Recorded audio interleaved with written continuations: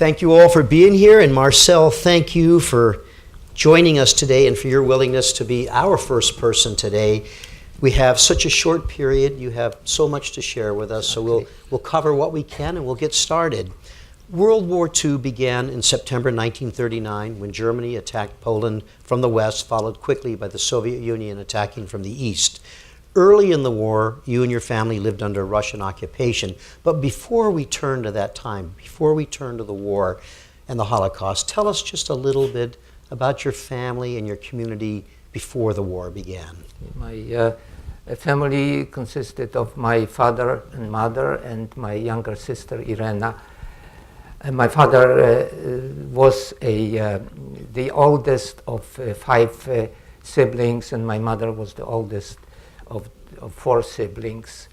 Father was an accountant, as you said earlier, at the lumber factory, and we lived above the offices and used the lumber factory as our playground, my sister and I. Drohobycz was basically known for the oil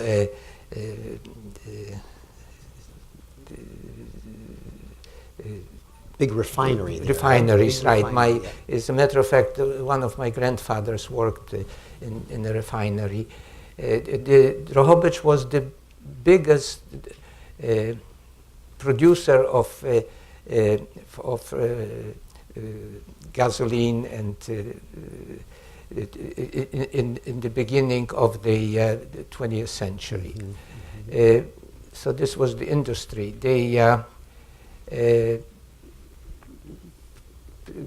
About the people, Drohobycz was a town of three nationalities living in peace: Ukrainians, Poles, and Jews. About 17,000 each of these groups. There were people had their own sports clubs. I had an uncle who was a good soccer player, and I remember watching him and screaming, "Uncle Józek, Uncle Józek." This was my mother's youngest brother. He was a wonderful person. And we had, the Jews had their buildings, their theaters, clubs, and so did Ukrainians in their own language, and so did Poles.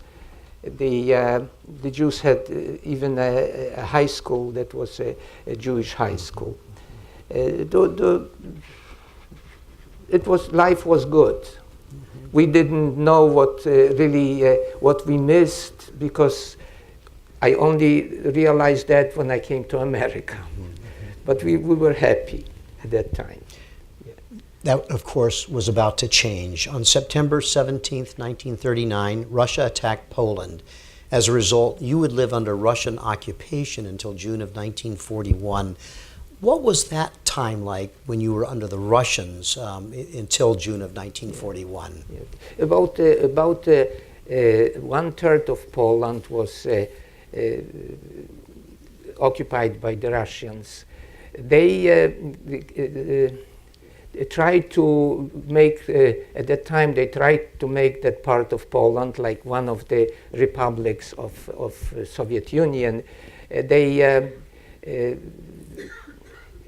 nationalized factories, big buildings, and they kicked out people that they considered enemies of the state. They sent them to Siberia. And among these people were the parents of my wife. They were not, well, they were intelligent. The father was a doctor and mother was a lawyer. And the Soviets didn't trust people that were very smart. So they considered them the bourgeois. Bourgeois, yes. Yeah. And they didn't want to accept the Soviet passports. So they were sent to Siberia, where my wife was born. Mm-hmm. And Anya's sitting right down here in the front row, right? So she was. Her father delivered her, and they they survived there. And we in Drohobycz knew what was going on in the western part of Poland. So we so when the Germans attacked Poland later, I'm getting a little ahead. Yeah, okay. A couple more questions. Yeah. Since you were under the Russians, some of your uncles even joined the Russian army. Is Well, that right? they didn't join. They were Drafted. Drafted. Okay. Yeah. Some of my uncles, well, most of my uncles were drafted to the Russian army, and they fought against the Germans. 2 of them were killed, but the others survived.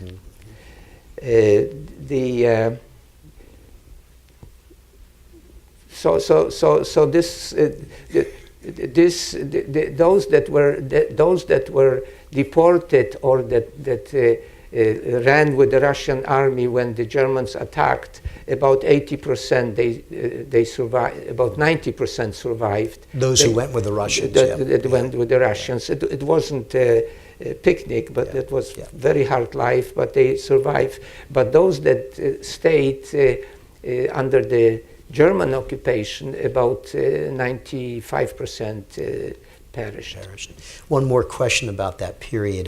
Your birthday, May 1st, and I'd like to ask you this, is a significant date in the communist world. Yeah. Tell us about the significance of that date for you because of your birthday. Well, I just turned 83 on May 1st, so it's an important date. My father had 2 sisters who were members of the Communist Party of Poland, and my father was sort of leaning that direction, and May 1st was a holiday, a Labor Day, and so I was born in my grandparents' house. The doctor came there and delivered me and went away. And my father, a couple days later, he had to go to the authorities and report my birth. So he decided to make it. I was actually born in April 30th. But my father decided that maybe it's going to be nice if he will be born on May 1st, holidays and so forth. So I'm born of May. Officially May 1st. Don't tell anybody. Marcel, soon after Germany turned on the Soviet Union in June of 1941, then of course German troops occupied Drohobycz, and life for you and your family and the other Jews in Drohobycz changed dramatically and tragically. Yes. Tell us what the Nazis did after they took control of Drohobycz and what that meant for you and your family. Yes, they started their hellish action at July 1st and 2nd. Even before they came, they contacted the Ukrainian nationalist anti-Semites, and they told them that the first few days you will have the right to go to the Jewish homes and do whatever you want to. So when they came, when the Germans came, bands of Ukrainian nationalists would run through from house to house. They would beat people and rob what they wanted. They, among others, my maternal grandfather was beaten up, and we couldn't take him to a hospital because there was no hospitals for the Jews. So he died in 10 days. I had an aunt who was in Lvov, the biggest university town near Drohobycz. She was also killed by the Germans. In Lvov, about 5,000 Jews were killed the first few days. In Drohobycz, about 80 people were killed, among them my grandfather, and about 600 were wounded.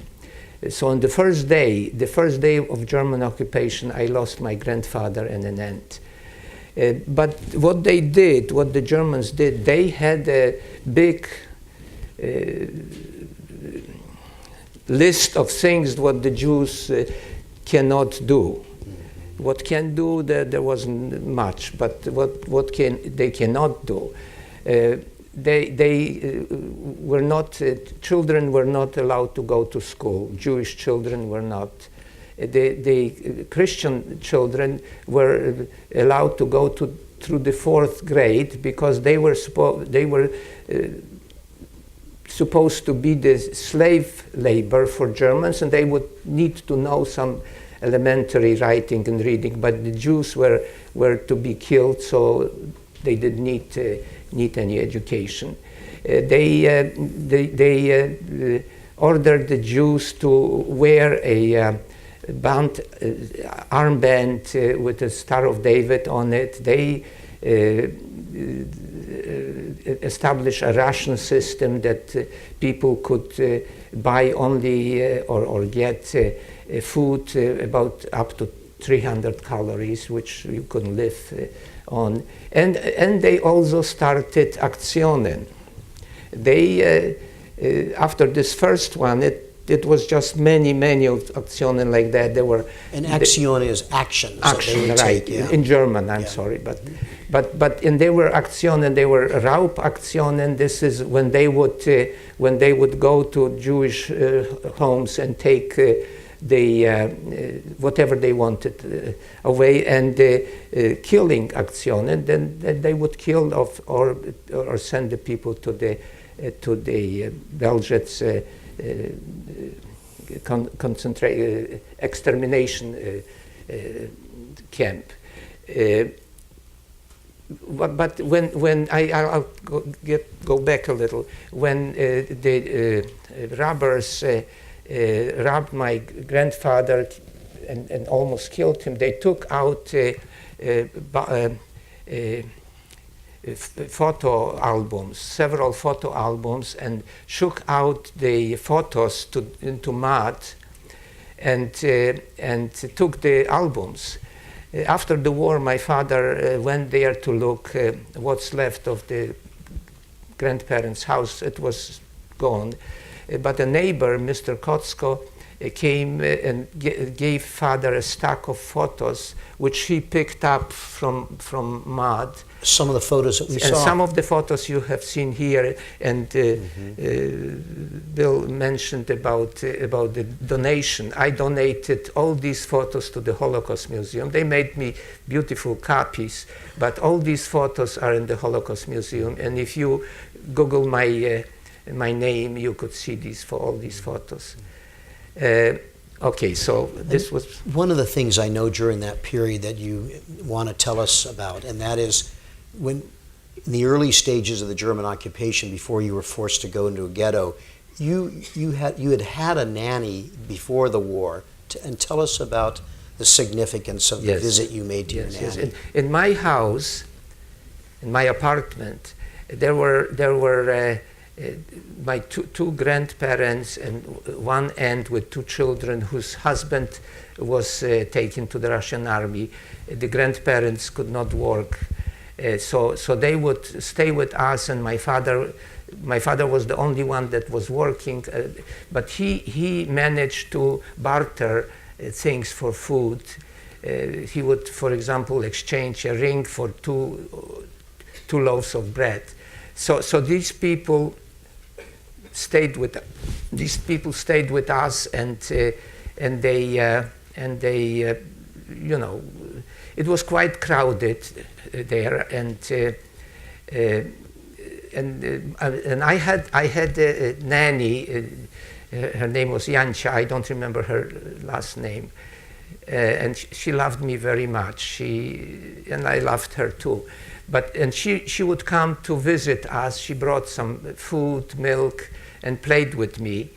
And one day she offered my mother that I had some sickness. I wasn't feeling good. So she says, I'll take Marcel to my house and I'll give him a bath. And I'll feed him and I will bring him back. My sister after a day or two, my sister started complaining that she would like to get me back to play with her. I was 2 years older. I am 2 years older than she is. She's still alive, thanks God. And she bothered and bothered and bothered. So my mother said, "Okay, we'll go and get Marcel back." So she took off her armband. By the way, if you are Jewish and you would take out your armband and they would discover that you are Jewish, this was death. They could kill you on the spot. My mother was blonde and blue-eyed, so she looked a little not Jewish, not very Jewish. So she went to Jancia's house. She came there with Irena, and I was sitting in the corner and crying, and Jancia was she was giving birth to a baby. She was in the 9th month, and there was nobody. I was the only one there because there was no telephones. Her husband was working, so my mother came and did what she could. She boiled some water and delivered the baby, but the baby was stillborn. So, but it got dark. It got already evening, and so Jancia said, "Why don't you stay here, because it's dangerous to walk, and then we'll see what we'll do." So we stayed there overnight. In the morning, this was August 42. Next morning, her husband comes from his work. He was in a night shift working, and he says, "Oh my gosh, what are you doing here? You don't you know what's going on in Drohobycz?" Of course, we didn't know anything. There was no telephones, there was no radios, there was nothing. The German confiscated radios and telephones and arms and all that thing. And he says, if they would come here and see you here, they would kill you and they would kill us, all of us. So he says, you better go and hide somewhere outside. So she gave... he or Jancia gave my mother a piece of bread, and told us that there is behind the road there is a wheat field, and behind that there was some trees growing. So they said, go there and try to hide there. So we left the house, crossed the street, went through the wheat field, and my mother had a raincoat, the color of wheat, and she found an indentation in the ground. So she says, we'll lie down there and cover with the coat and see what happens and try to survive. So we did so, and then soon after that we started hearing dogs barking, Germans screaming, raus, raus, schnell. When I hear these words, it's terrible. And then it was shooting, and there were people screaming of pain, and it was lasted like maybe 15 minutes, then got quiet for another 10 or 15 minutes and started all over again. And it lasted like until about 5 or 6 o'clock in the evening. And this was one of the German actions. One of the Aktionen by the Germans. This was one of the biggest. Yeah. So at about 5 or 6 in the evening, it quieted much, like for good. So we got up and we started walking towards Jancia's house. As we came to the road, there was a German soldier. I don't know if he was SS or Wehrmacht. Anyway, he was a uniformed soldier with a dog standing on the street on the right side. And he looked at us and we looked at him, and it seemed like it was forever, but he just turned around and walked away. we wondered many times why he did it. The Germans, when they went hunting for Jews, they would always go in pairs or more than two, because their philosophy was that if somebody sees something and it's not his business, he could turn around and walk away. But if there was two, and so there was no chance for the soldier or for the assessment, let the person live. But he was alone, luckily, for whatever reason. And so we walked over the street and came to Yancia and stayed overnight there again. And the next day, excuse me for a second.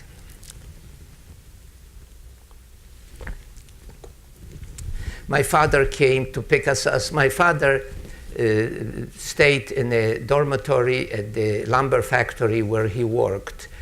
There was a dormitory where Jewish men lived who didn't have families.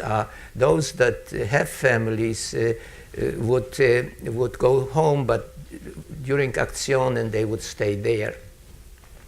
So father came and took us home, and we walked to the home and came to our apartment and opened the door, and there were actually the door was open, and there were feathers flying all over the place.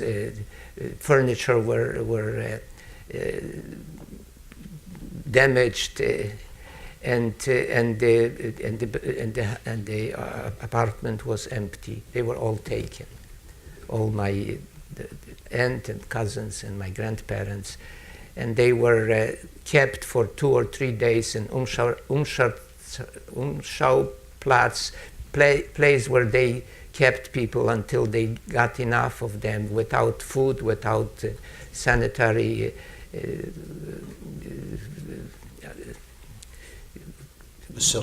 facilities, and then they were taken to Belzec and killed there. Belzec was one of the camp that was a killing camp.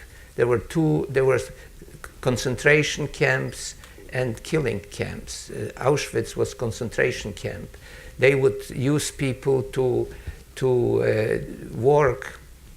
And as long as they could work on the minimal rations, and then they would bring other people and kill those people. The ones that went to Belzec, they were killed immediately. So my parents, my grandparents and aunt and cousin were killed. After the war, we found out that when the Germans were passing, well, the Germans usually had help from the Ukrainian police or Polish blue police, and they would.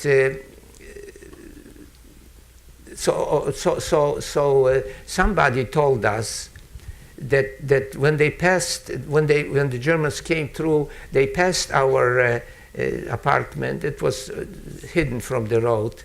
And there was a 10 or 12-year-old boy that ran after them and said, there are Jews living over there, you missed that house. So the Germans came back and took everybody. Marcel, soon after you lost your grandparents and other family members like you described, soon after that, in the fall of 1942, that's when the Germans created a ghetto in Drohobycz, right, yeah. And you were forced into the ghetto. Tell us what that meant to go into the ghetto and what conditions were like for you then. If you think that it can't be any, if it's bad and that you think it can't be any worse, that's not true. In our case, any step forward was worse than the previous step. The ghetto, we lived in the four of us lived in one room in the ghetto. There was no furniture. There was only a mattress that we used. Food was impossible to get. The sanitary conditions were terrible. And they continued their Aktionen. We would, there would be an action and we would hide. We had some primitive hiding places. We would hide and then would come out. And it couldn't last very long because the Germans they had certain quotas of people that they had to deport to concentration camps. So my father decided that the time is ripe to get out of the ghetto. He bribed when the Jewish workers from the ghetto went to the places where they worked. So your father still had his job in the lumber factory? My father, he was a slave laborer. Right, he's slave labor in the lumber yard. Right. But he was still able to do that. Right, they wouldn't let him work in an office. He had to build a little like a doghouse or something where he worked. Mm-hmm. But he had the job. So a policeman would come to the ghetto in a certain place. The Jews would get together, and the policeman would guide them to the places where they worked. Mm-hmm. So my father bribed the policeman, mm-hmm. And my mother put some men's clothing, and she took my sister under her arm, and my father took me under his arm. We were not obese. We were thin like sticks. Mm-hmm. So my father took me and mother and we went marching with the group, and then. When we were near the lumber factory, we got out of the group, and father put us behind a few bushes. He prepared in the fence. He prepared loosen some part of the fence so that we could get through, and said to me, I can't take you all together. I will take mother and Irena, and then I'll come and take you. Well, I was 8 years old, and he says, you're a man, so you have to stay there. So he took my mother and my sister, and I got scared. I heard in the ghetto that people would abandon children and try to save their lives, and I just didn't. I was scared. I was a child, so I ran out and started screaming, "Daddy, Daddy!" And of course, another policeman showed up. So my father had to bribe that other policeman. He would take things out of his body and give to these policemen. But father prepared a place to hide us in that factory. There was a big building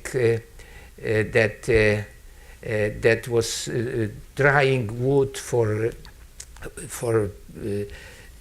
furniture and whatever it was necessary. So there was a attic there, and we had to wait until in the place where father worked until night, and then at night we went there, and on the attic of that building, father prepared a place for us.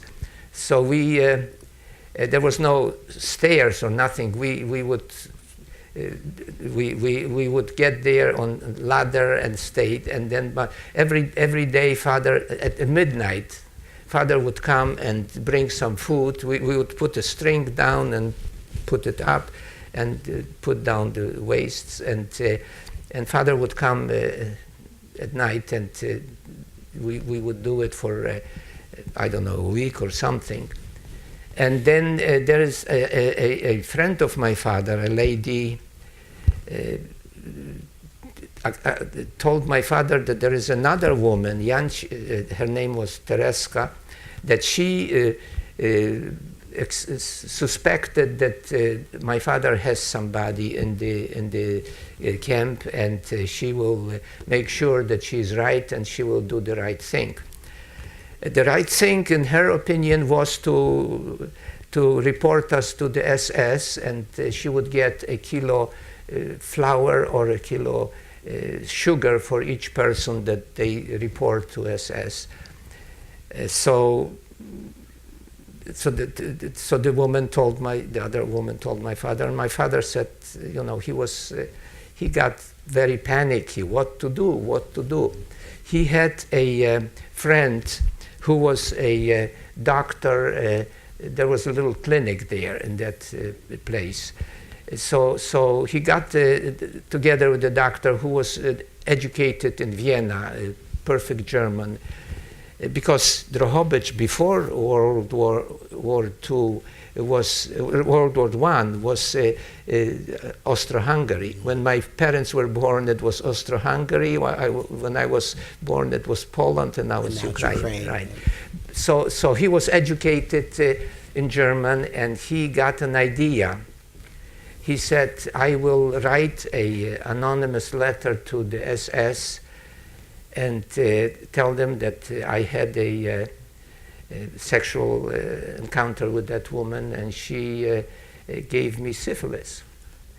And Germans were very touchy about that thing, because their soldiers had to be clean. And anyway, so next day the two SS men came and picked up this Tereska and brought her to the clinic where this doctor was. So of course he, confirmed that she has syphilis. So she disappeared until the end of the war. And then she came out, and my father told her what made her go. Maybe it was a lesson for her. But so from there, clearly, Marcel, you can't continue staying there. So absolutely. Yeah. So absolutely. Your father's got to now go find another place for you. So, yes. And I know our time's getting short, but right. we want to. I have to. Right. Yes, absolutely. So my father went to the villages nearby, and especially to Młynki Szkolnikowe, the village where my mother was born, nearby, near Drohobycz. And contacted several people. They didn't want to help. Some of them threatened him that they'll report him and ask him to give him the ring or something. Well, anyway, one family, Saviński's family, decided to my father promised them a lot of things, but they were very decent people. So Mrs. Saviński decided, told my father that she would take my mother and my sister. The reason for that is that in Poland only Jewish men were circumcised. So when the Germans would find me at that house, and they would realize that I am Jewish, everybody would be killed. So my father's philosophy was save anybody that you can save. A few days later, we came down and we stayed at the dining room where the workers ate, and Mrs. Saviński came there to take us. So, of course, I was crying, and my mother was crying, and Mrs. Saviński started to cry, and then at one point she says, well, whatever will be, I will take the boy too. So as you said to me, this is your mother's version of Sophie's Choice. Sophie's Choice, Yeah, right. she save her daughter, but not I you. don't know if she would go by herself, Yeah. and I don't want to know. Right, right. But luckily, Mrs. Savinsky I'll take Marcel yeah, too. yeah. So we went to the village where they worked, and this was fall of 43. And we stayed with the family, with the Savinsky family. It was the rationing was still in power, so they could not, and the farmers could not slaughter any pigs or chickens or any animals without notifying the Germans. So you know,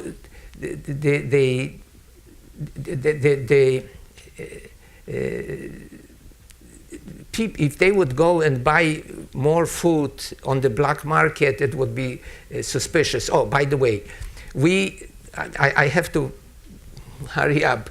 She allowed us to come, and then my father came, and then my uncle, who was working at the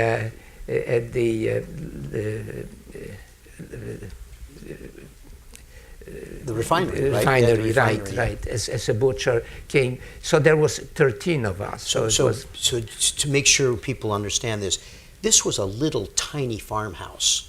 Very poor. Very poor, dirt floors, Right. very small. And over time, 13 people were hidden in there. And And the did the Savinskys have children too? They have 4 children. Four there, children. Yes. So as many as 19 people. Yeah, yeah. And where were you hidden? I mean, obviously you had to be hidden away. In the attic that was thatched roof, and without a chimney, the smoke would come there. But before my uncle came there, the food, the youngest boy of the Savinskys would take a cart with a container and go to the refinery where my uncle was working as a butcher, and my uncle would give him some meat or bread or something for which he would be killed immediately. Mm-hmm. And also the scraps from the table that people ate, and when he came back, so we the hiding Jews had the first choice before the pigs would get their part. It was not eating; it was just surviving. And you had to. There was a hole. There was a hole in the ground where some were hidden, as you said. Some were in the thatched attic where smoke came up through, right. And there was a little shed maybe where some. And you had to rotate somehow. Exactly. Right? Yes. Yes. I did not. We did not have a chance to go out and play. My sister saw a chicken once from the hiding from the roof, and she says, "Why can't I be the chicken? The chicken just runs around and nobody bothers him, and I have to stay here." We bathed once a month. There was lice, bed bugs. Well, it was just absolutely terrible condition. But and you were there for almost a year. Right? Right. The Russian army liberated us on 5th of August 1944. So almost a year. So almost you a went year. through the winter? Through the winter and through the fall. And the winters are extremely very tough. extreme. So how did you survive the winter in there? We were close. Yeah, very close. Yeah, Physically close. Yeah, right. I couldn't, most of the time I could not stand up. I had to lie down. I could not talk loud because somebody could hear, and that's the way we lived, and that's the way we survived. You shared with me that, I mean, of course you could not do anything to bring attention to you, the fact that any of you were there, and you couldn't get medical care. You had a very scary time with your sister, right? Right. She was so sick, she was bleeding, that we worried where will we bury her, so that not to make get somebody to realize that we were there. I did not see a dentist for 3 years. I did not see a doctor. It was a very, very tough time. After a year and you can only give us a glimpse of that here. Tell us about your liberation. How did that come about? Well, the Soviet army liberated us, and as I said, at 5th of August. We heard their talk. They walked, and they were they are the liberators. We were ecstatic. But before that happened, there was bombardments going on all around you. The Allies came from the territories that they already had in Europe, and they would bomb the factories, the lumber not lumber, but the oil, so that the Germans would not have oil. So this was the only time that we would come out from the hiding and stay there, because everybody else was hiding. This was so everybody else goes in their shelters, and you could come out while bombing is going on. Right. This was the only time. Yeah. What did the Russians do when they liberated you? Well, they were my father. They made my father the director of that factory where my father worked. Luckily, and a Russian officer comes once to my father to order some lumber for the front, and my father was barefoot. So the Russian officer says, "You are a director of a factory and you're barefoot. How could it be?" He says, "I don't have any money. There is nothing available." And he told them what the situation was. When we got out from the Savinskis, it was in the same shirts and pants that we came in. So the Russian officer gave my father some military boots, and then my father asked, "How about I have at that time I was 10 years old. I have a 10-year-old boy, and he also doesn't have any shoes, so I got military shoes, and I ruined my feet with that." Marcel, that was August of 1944. Of course, the war continued in Europe until April of 1945. And the Soviets, the armies were moving on as they moved westward. Were you able to, you started to go to school, and tell us what that was like for you. Right. The children, I would be very quiet. I would just sit quiet and not play with other children.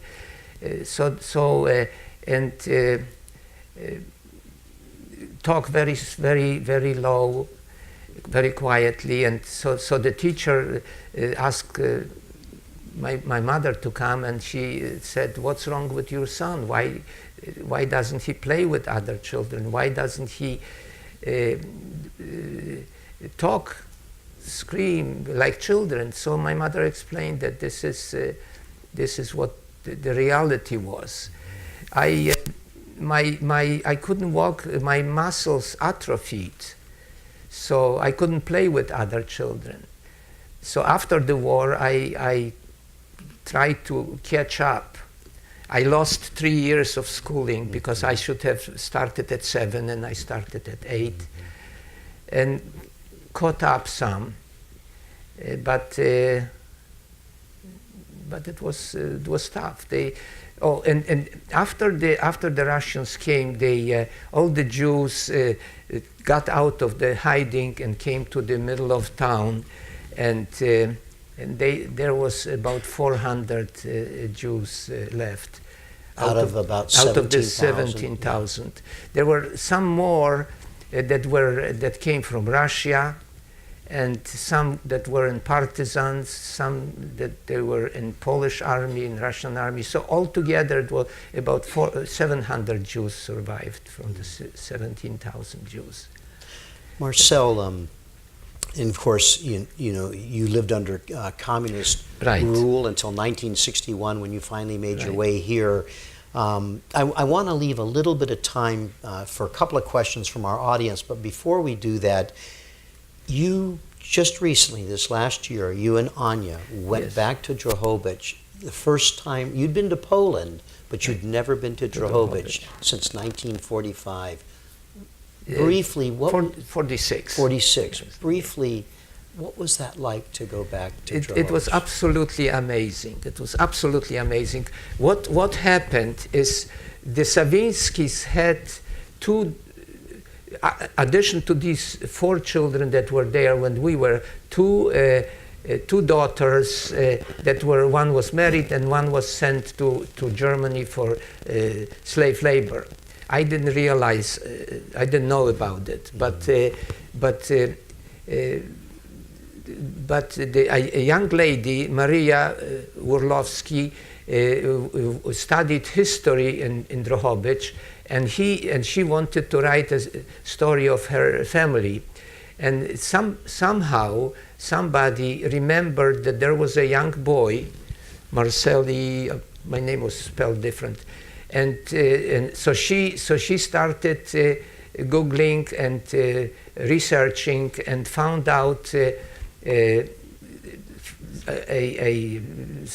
one of my stories that I talked to in the University of West Virginia, Holocaust Museum. So she wrote a letter telling us that she was the granddaughter of the Sawinskis, and she was the one that has the photos of that we have here, and I have many more photos. So and she invited us. We went with a group of survivors from Israel. They were survivors. Only four were survivors, my sister and I, and 2 from Israel, and the others were 2nd generation, 3rd generation. But it was an amazing trip. I had the chance to put some flower on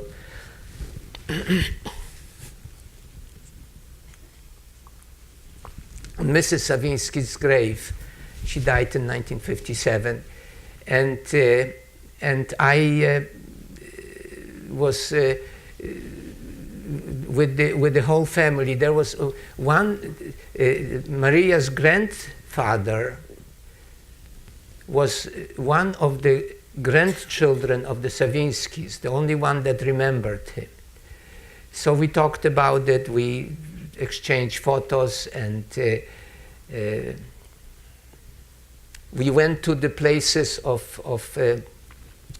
to the places where the train took people to the extermination camp, to the places where people were killed in forests. One place where my uncle's wife and daughter were killed was in a forest, and 6,000 people in that forest were killed. We would go from place to place and pray, say Kaddish for the dead, and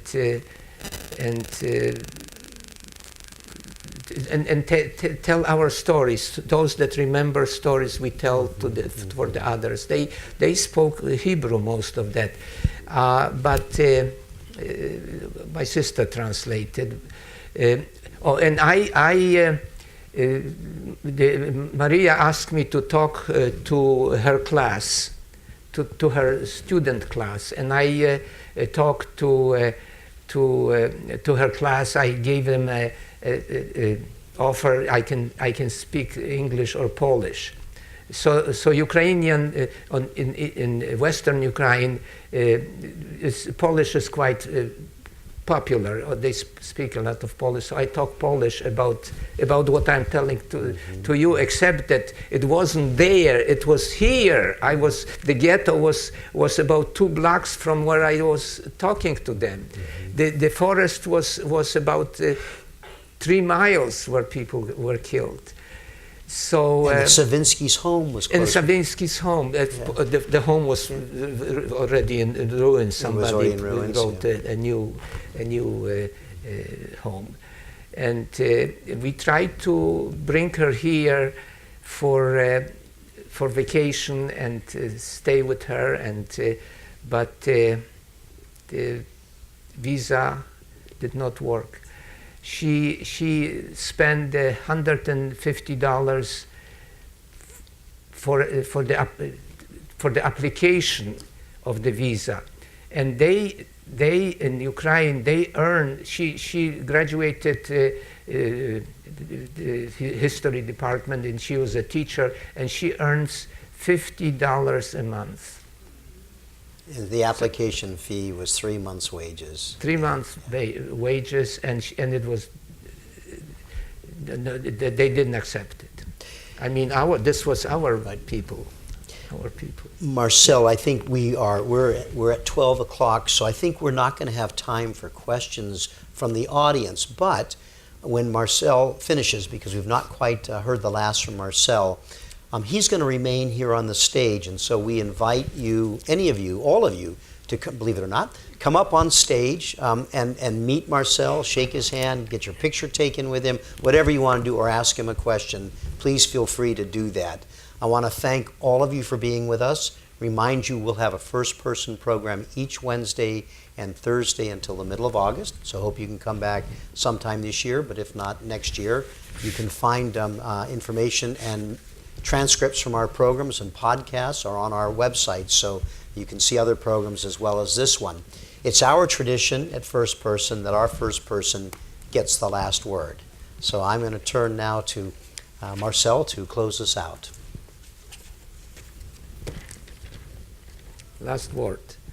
I am talking to you and others who want to listen to me because there are people and organizations who claim that the Holocaust is a hoax, that it never happened, that the Jews made it up to get money from the Germans. I am a witness that it did happen. By listening to the stories of my childhood, you become witnesses also. Our good friend, the late Charlene Schiff, said that we all have to fight the four evil eyes: intolerance, injustice, ignorance, and indifference. These are the roots of man's moral corruptions that allowed Hitler and his master race helpers to come to power and torture and murder millions of people he considered Untermenschen, under people, not worth living, not only Jews, but peoples with disabilities, gypsies, homosexuals, and many other groups. Changing these behaviors is the path to preventing holocausts and genocides, and this is what this Holocaust Museum is all about. And about indifference, I would like to read a short statement here. This was Pastor Martin Niemöller when he was liberated from Dachau. First they came for the socialist, and I did not speak out because I was not a socialist. Then they came for the trade unionist, and I did not speak out because I was not a trade unionist. Then they came for the Jews, and I did not speak out because I was not a Jew. Then they came for me, and there was no one left to speak for me. So there is something to think about that. Thank you.